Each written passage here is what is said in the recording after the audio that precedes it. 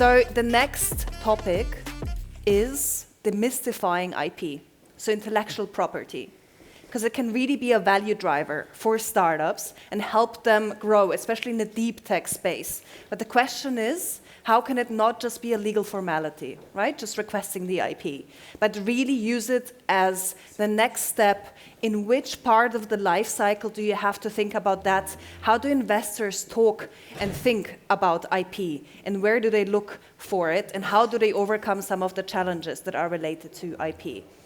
Our panel now will be 2 deep tech startups and 2 deep tech investors. So we have both sides balanced out. Let's start with the investors. One of them you already know, it's Yasmin Güngör from Onsite Ventures, who was joining us already on one of the panels. Ah, Yasmin, you're here. I was looking for you in the back.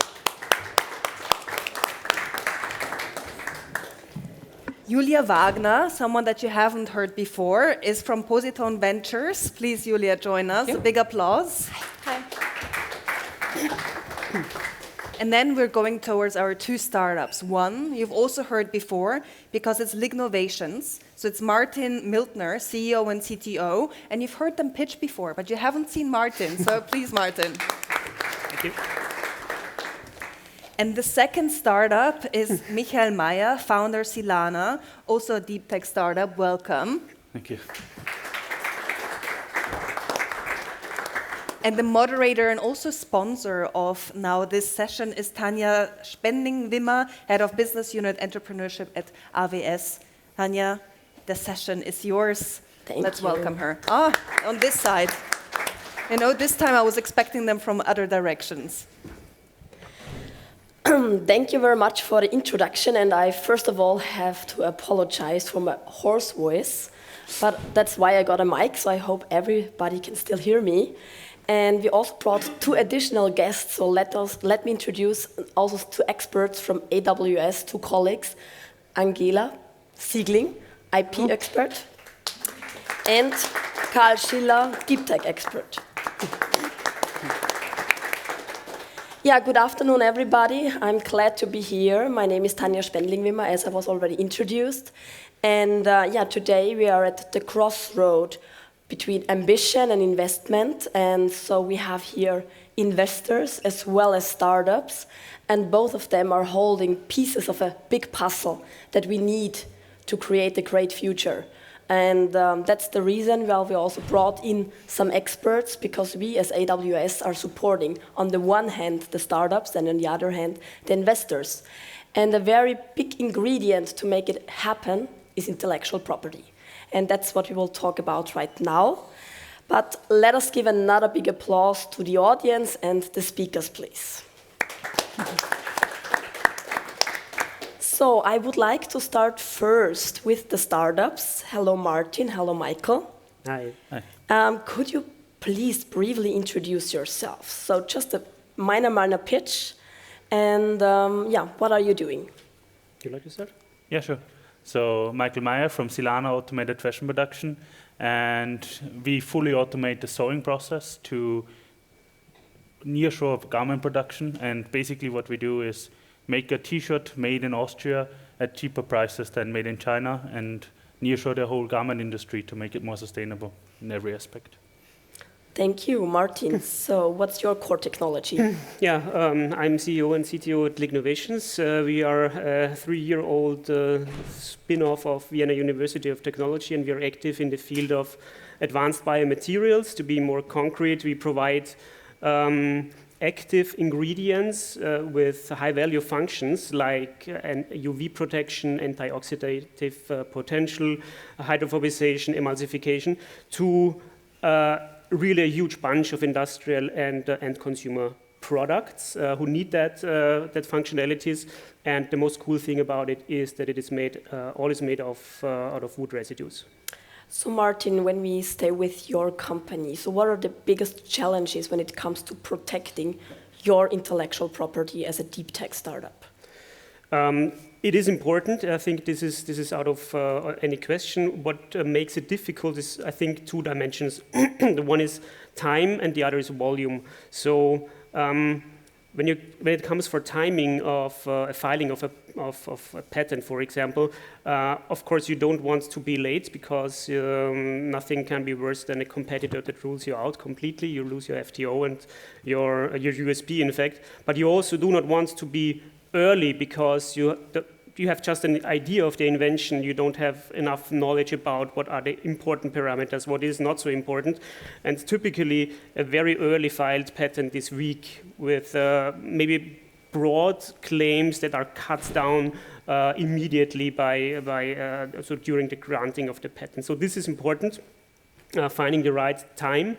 And the second thing is volume. Is your invention huge enough that you can really file and defend the patent? And in many cases, this might not be the case. So you have to consider, do you make a publication only? Do you have a patent? And this is a strategic decision that has to be made, not only by the engineers or the scientists, but also on a bigger scale for the whole company. Mm-hmm. Thank you for sharing. Michael, what's your experience in that regard? So how do you handle intellectual property protection? Yeah, I completely agree with everything you said. I mean, you summarized everything almost perfectly, in my opinion. I think what's a very big important step that was not mentioned so far was also it's very important to have the capital to actually do it. And early on, it's a lot of startups especially don't have the capital to actually protect all the inventions that they did, and it's very important for this reason to have supporters like the AWS, which for us were huge supporters early on, not only in the deep tech and the invention, getting to the invention, but also protecting it afterwards. So, and that's also what makes it difficult. You want to protect it early, but you might not have the funds for it. So that's also a trade-off of what you need to be aware of, and there's no right or wrong answer. It's individual for everybody. Okay, let us pause the topic of IP for just a second, or maybe 1-2 minutes, and let us hand over the word to the investor side. Maybe you both could quickly introduce yourself and your businesses. Yeah, sure. Yasmin, general partner of Onsite Ventures. We are an early stage deep tech fund. And I would say that more than 90% of our portfolio companies, of course, have also relevant IP. And therefore, yeah, I'm happy to join the discussion. Thank you. So yeah, hi, I'm Julia from Positron Ventures, a Dutch fund, but I myself am based in Switzerland. And we invest in also deep tech startups where the main IP comes from the hardware component. So we don't invest into AI companies or software-only companies. That means I would say 100% of our portfolio has to deal with an IP strategy, where we are also then usually at an early stage guiding often the discussions and helping them to set it up.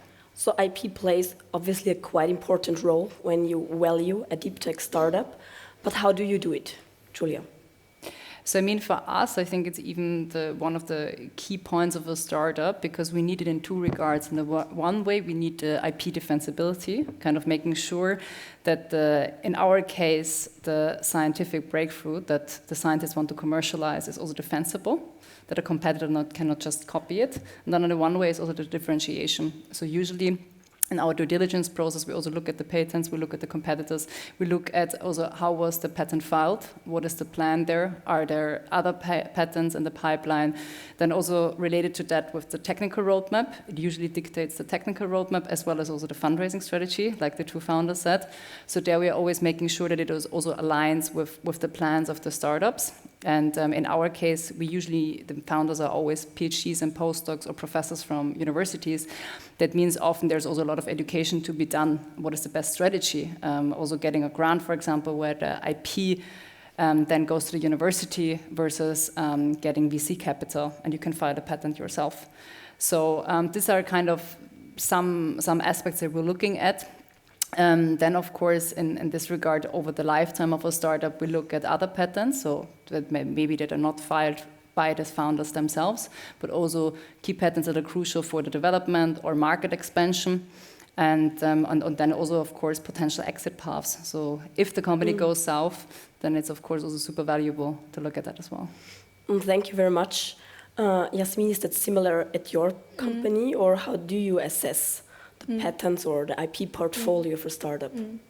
I mean, there is little to add, but I would say in practice, you're looking at the startup and maybe you're invest with a syndicate and of course you're checking boxes, and if you want to be very sure, then you can also hire an external person to also evaluate how the patent situation is. I think it's simply important to have it. You need to have it in order to get really the VC money from deep tech investors. And you need a strategy that, of course, covers the most important countries. And you also need, of course, to develop more IP. So you shouldn't just stand still. But is this the only thing that is important? No, because you don't want to put everything what you're doing into the patent application. I think what is really important to due diligence, besides the ticking of boxes thing, is to make sure that there are also a lot of trade secrets, that the team is doing this for a very long time, that they really know the nitty-gritties of the processes they are working with, so that you can create really a company with a value, not because in a trade sale the corporate wants to buy the IP, the corporate wants to buy the team. And I think this is really a very important aspect we should not forget in this discussion. Thank you very much. We have now heard a little bit from the startup side and from the investor side. Now let us get a kind of more in-depth insight from the expert.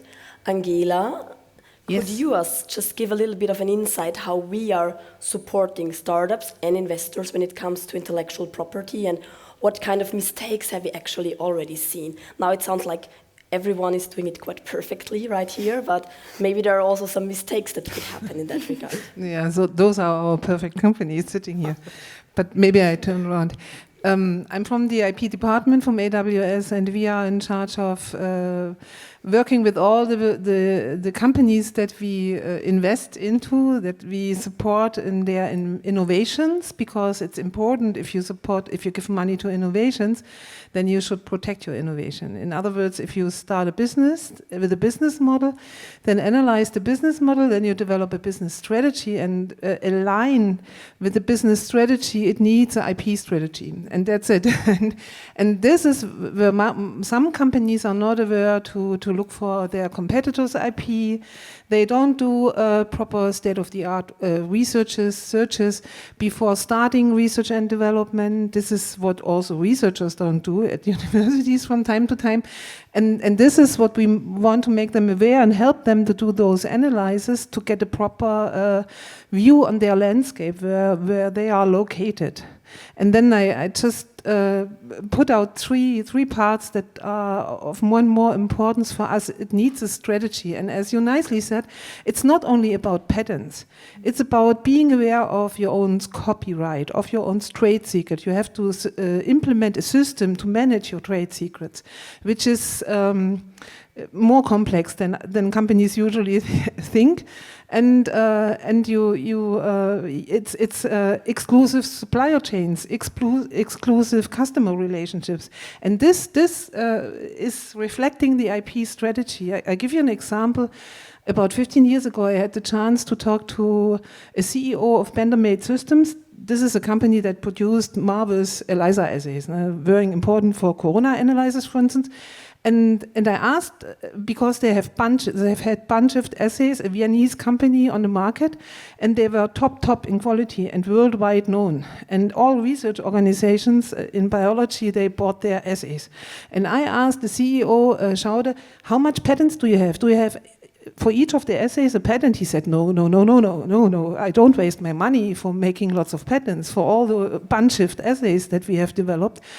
I make sure that I'm the first mover on the market. And this is IP strategy. And he said, what I do is, if I get information that someone discovered a novel protein for my assays, I go there, make a contract, an exclusive contract, so I buy the antibody, and then I develop an assay, and we need 6 weeks, and then we are on the market, and so I don't need to put money in the patents. I'm the first mover. And this is IP strategy.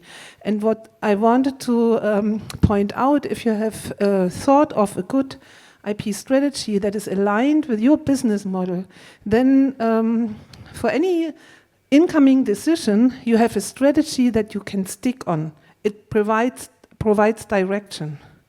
And therefore, it's good to sit there and think of those important points, how to protect your business model. And the next point, which is more important in our times now, even in digital times, is FTO, freedom to operate. So besides patentability searches, whether you think is novel and inventive, it's more important in our times also to ensure that you have freedom to operate. And therefore, we have implemented a new program for all companies to help them to analyze their freedom to operate. What does it mean? You want to make sure that your business model is not infringing on patents of others, because they can then later on come and demand penalties, or they forbid you to carry out your business on the market because they have rights, patent rights, or whatever rights on it. And this is what companies also from time to time forget to analyze, freedom to operate. And that's as important as patentability, especially for investors, because they don't want to invest in business models where others have benefits from. And that's the point. And therefore, and trade secrets, how to handle trade secrets is also important. But I think, and this needs a system. And you have to acquire, as a company, the trade secrets from your employees. You have to define the trade secrets. You have to categorize your trade secrets. You have to design access authorities who can have access to what trade secret in your company. And that's a system that you have to implement in your own company. And this is what we help companies with. Thank you so much. Stop here. Thank you very much. I would like to come back to you, Michael. So we have heard now a lot about how you can protect your IPR. But how do you actually do it? Particularly, what's the trade-off between collaborating with your potential customers or cooperation partners and protecting your most important innovation? Yeah, so it's always a trade-off. So we, from a very early stage, we invested very heavily on IP. We filed 7 patents very early on. And so we are good protected, very well protected, but nevertheless, it's very important to keep these trade secrets. But on the other hand, it's also important to get out on the market and talk with customers, tell them what you're actually doing, and a lot of the times you get a lot of insights if you actually show them what you're doing. So how we are doing it is we don't show everybody, we show it privately, and we only show some people. And we never show them everything that we are doing. We only show them partial solutions, so they are not able to replicate what we are doing.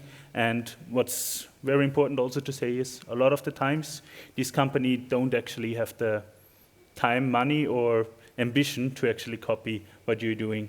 So if you have a company that is a very good collaborator, it's worth taking some risk, because otherwise you can't move forward. So just a question, what stage are you actually in? We are seed stage, so we pre-sold the first 8 machines for a contract volume of around 3 million, and we're going to deliver the first machines in February, and the next one mid-next year, and then the next ones after. Thank you so much. Julia, question to you. Do you think the significance of IP differs depending on the stage of the startup from your perspective as an investor?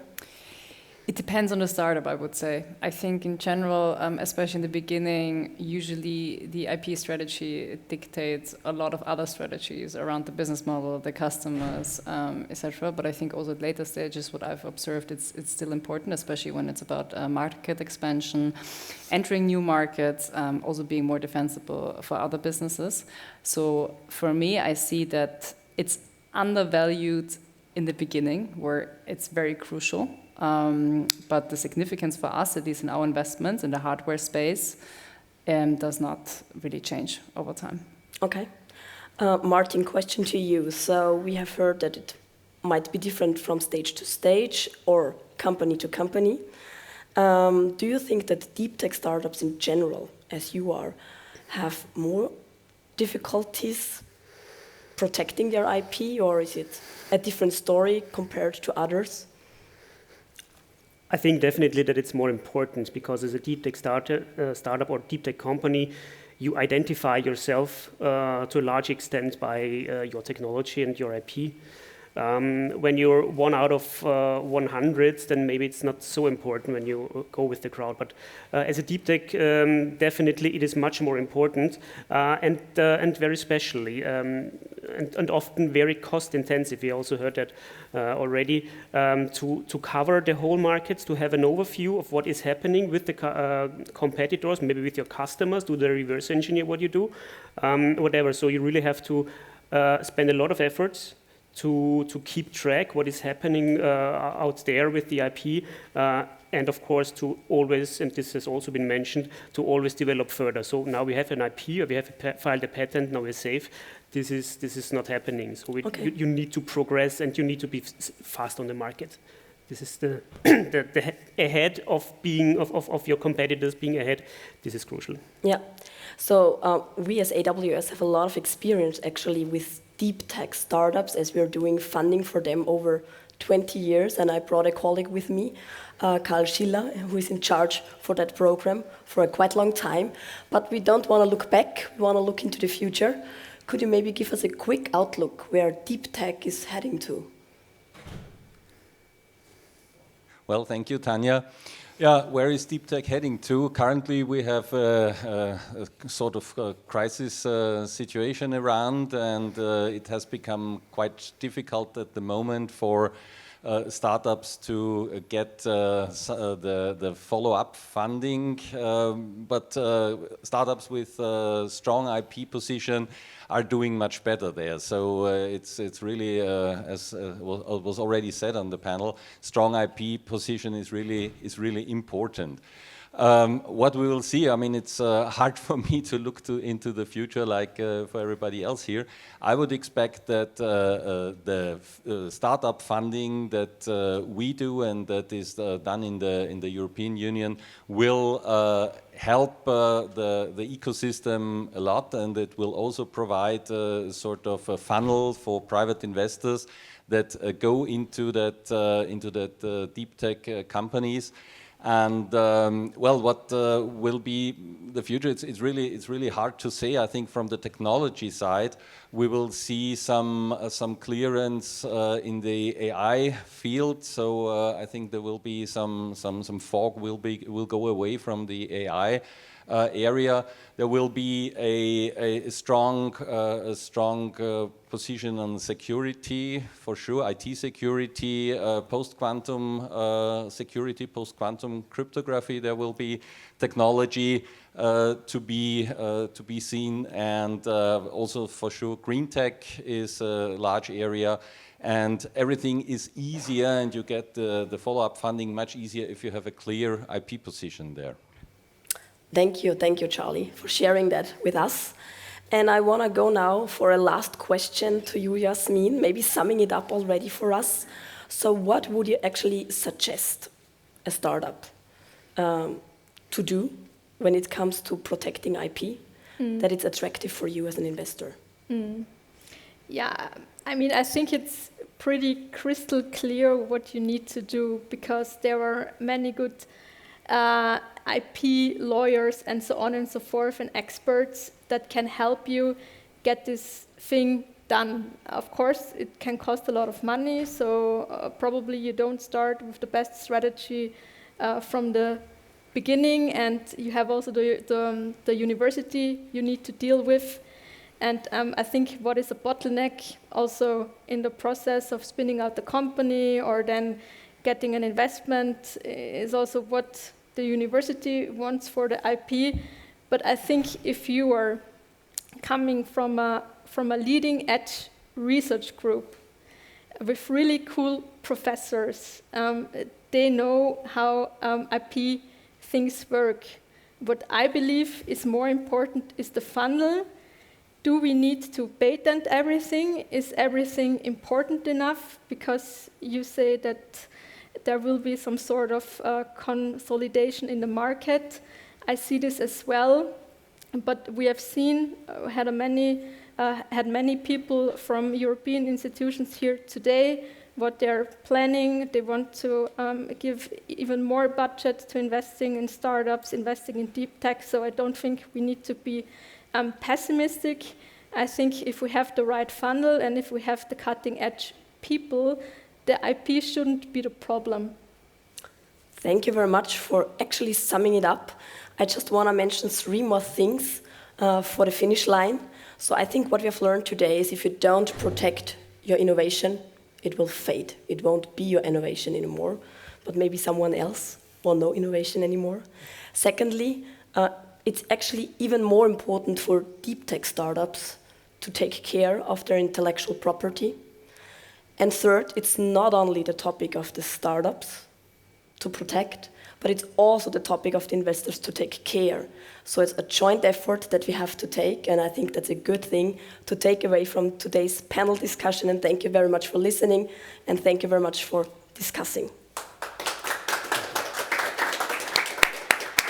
And with that, dear panelists, you can actually stay because I want to catch everyone that is here because we're finishing. You know, the darkness outside is showing us that we have ended. We've come towards the end.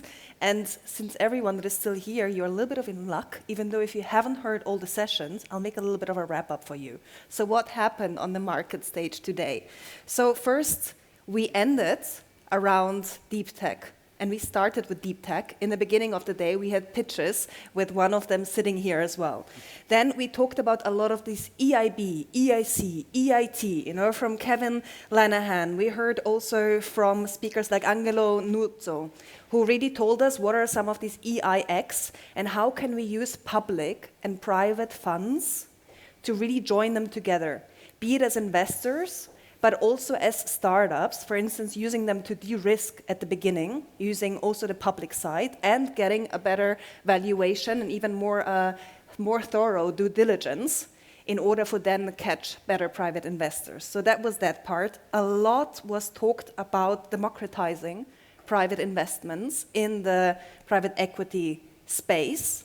So the question is, yes, the new Gen Z is more interested in that, but we need better education, we need better tech platforms, and we need also a bit the public side support, because here again, we need public-private joint initiatives in that area to also drive private investors into the private equity space, we heard. Finally, almost at the end, we heard a lot about the Nordics.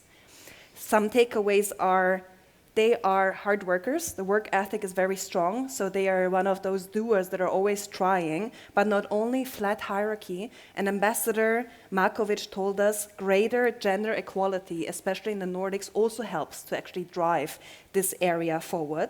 They have proactive legislation.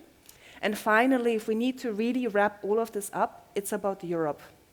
So let's think about it in not just Austria, but in a European sense, both from an investor side and as startups, to really go across Europe and connect the dots. And with that being said, we finished the market stage. You can still go to the tech stage where we have the final pitches, which are called Austria Scale Up Spotlight by AWS or AWS, depending on if you want to do it in, German or English. With that, I thank you so much. Thank you to the panelists, and let's go to the tech stage and then later towards the party.